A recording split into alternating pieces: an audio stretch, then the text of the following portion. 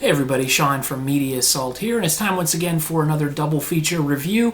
This time out, I've got reviews of 1972's Solaris and 2012's Chernobyl Diaries.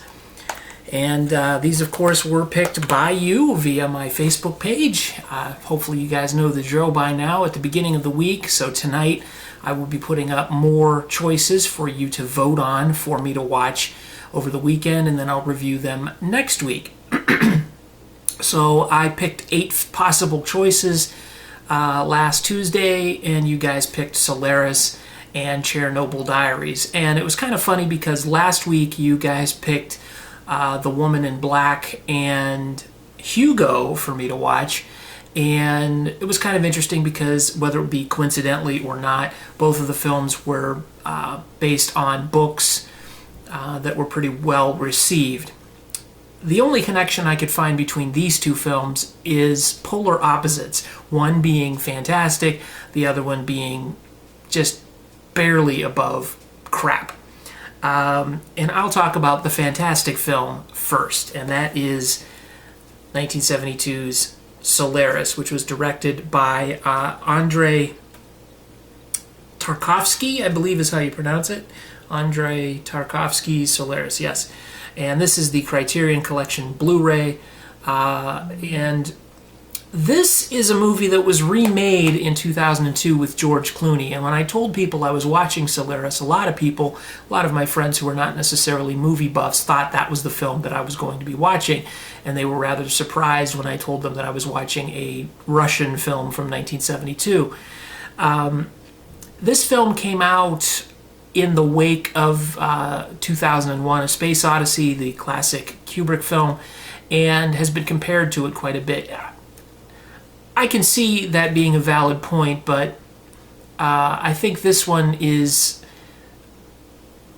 I don't want to say it's a better film because that would be blasphemy in most people's eyes, but it is sort of an equal but different film. It's equal in quality, I think, but the concept is quite a bit different, and the execution is quite a bit more artsy. But overall, I think this one wowed me a bit more, especially at the end. The premise of the film, and I don't want to give too much of it away, but a space station or of sorts. It's a very ornate space station when you see the inside of it. But it's orbiting this planet in another galaxy, I guess. And it's called Solaris, and they've discovered this ocean. This planet is covered by this massive ocean, and shortly after coming into contact with this ocean, people start seeing things, some of them who could have been long dead, kind of come back to them and talk to them and interact with them, and it's kind of freaking people out.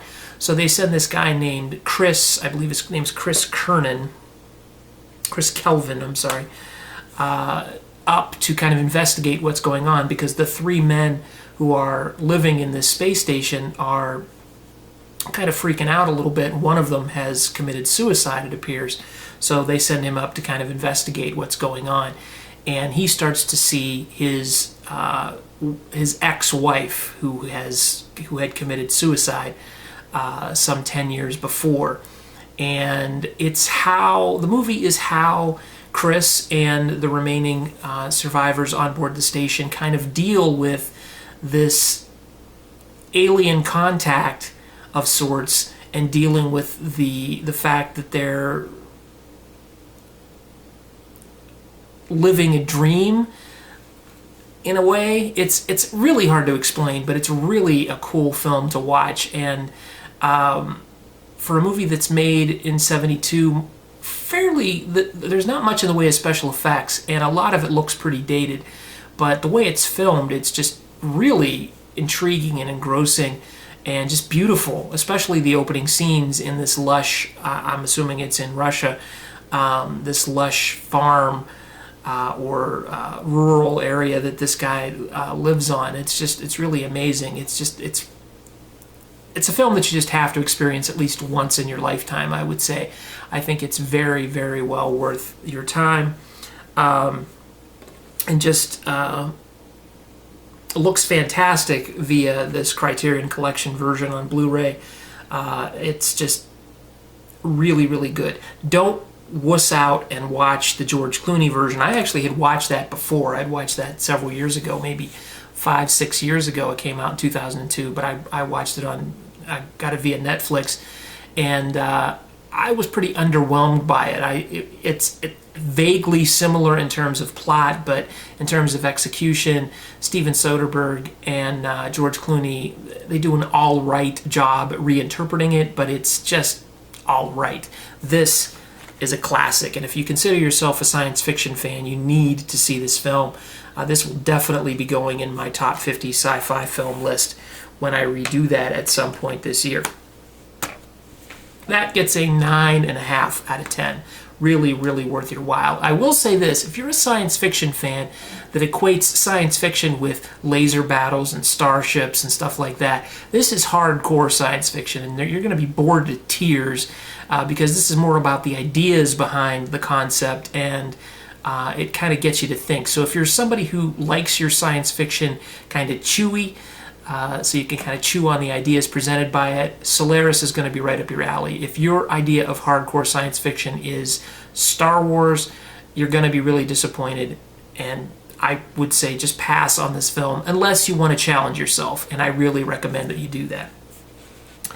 The next film is Chernobyl Diaries. This came out late spring, early summer of last year. And of course, it is based around the Chernobyl nuclear accident in Russia, where of course the reactor melted down and of course caused a mass evacuation of a city. And the I'm going to mangle the name of this. It's Pripyat, I guess, or Pripyat is the name of the town. It's where the workers and the families of the workers at the Chernobyl nuclear plant lived. Well, these Americans decide that they're going to take this extreme tourism trek out to visit the town, which if you spend a very little amount of time there, the radiation won't bother you.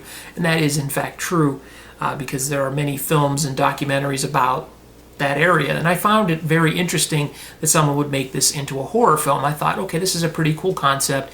It comes from the guy that came up with the Paranormal Activity series, at least the first film anyway. And it was directed by Bradley Parker, who I'm not familiar with. This may or may not be his first film. I don't know anything about him. But I've been fascinated with the whole idea that this is an area where, you know, nature is reclaiming the area. That was, of course, a modern city that basically was frozen in time because everybody had to get out of there to avoid the radiation. So it's sort of a snapshot of what life would be like without people. There was that, I believe it was the History Channel or National Geographic special about life without people. This is a real life example of that. You can watch what happens to civilization when humans aren't around. It's very interesting and a neat thing to look at and kind of just dig into. Unfortunately, this movie doesn't really do much with the concept. It's your standard Americans in another country getting themselves into a situation that they're not prepared to deal with, like Hostel or what was a movie I just watched recently that was very much like that? Was it The Ruins? Yeah, The Ruins.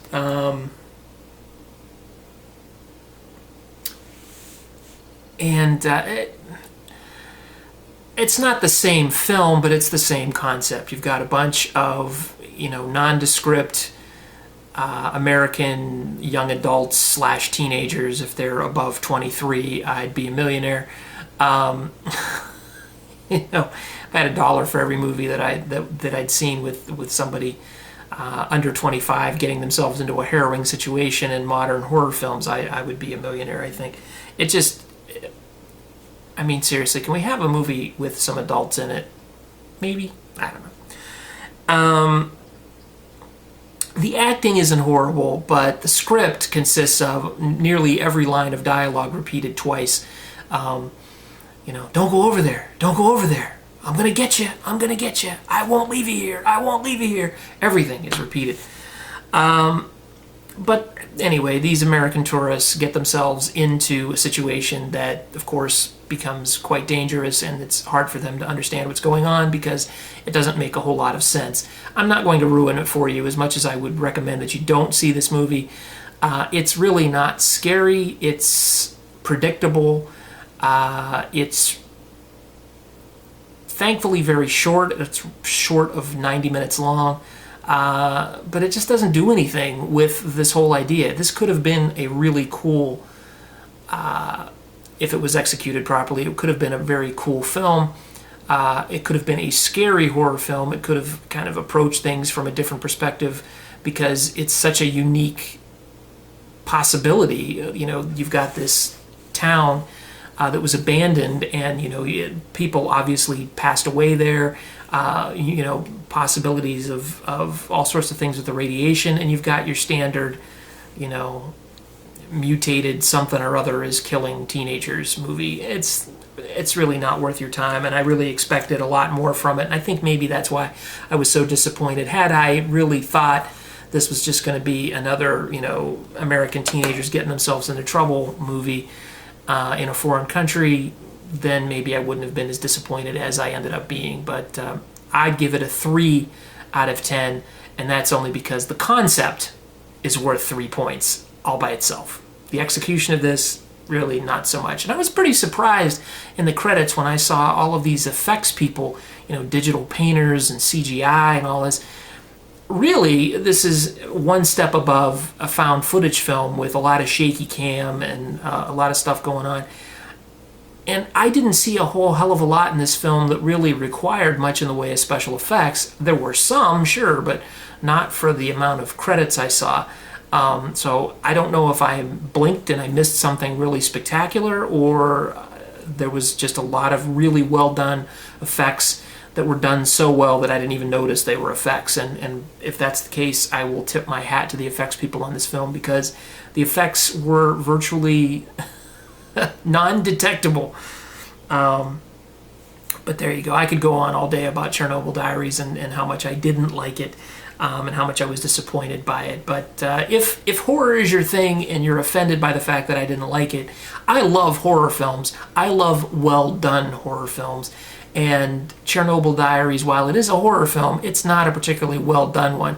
And one thing that flashed through my mind, and I'll stop talking about it while I was watching it, was the fact that it reminded me of a FearNet TV movie, like a made-for-TV movie. Not so much sci-fi, because this was a little, I wouldn't say hardcore for sci-fi, but sci-fi's made-for-TV movies tend to be a lot more silly and stupid.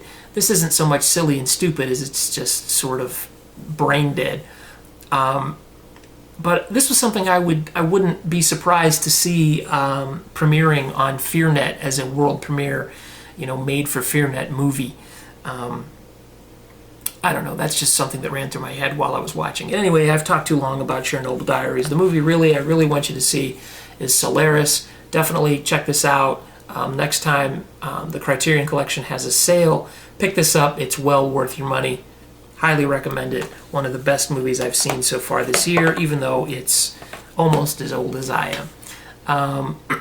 So there you go. A 41-year-old science fiction movie is way better than a year-old horror film. So again, check out my Facebook page. The link will be below and, of course, at the end of this video. And go there and help me pick my next 2 reviews for next week. Stay tuned here on the Media Assault channel for my 5th entry into the Countdown to Star Trek Into Darkness series. And stay tuned in April, because I'll be premiering my Schlock Cinema series, a sequel of sorts to the Drive-In Spectacular that I did about a year ago. This time out, I'll be featuring similar type films, but I won't be locked into just the 70s. But I do have 3 films already picked out. I think I'm going to do 5. And 3 of those films are from the 70s, just by coincidence. And one was actually picked on the Facebook page. Somebody suggested it, and I took them up on it, ordered it, and I should be getting it in the mail very shortly. So watch out for that. So as always, feel free to rate, comment, and subscribe if you haven't done so already. Thanks again, everybody, and take it easy.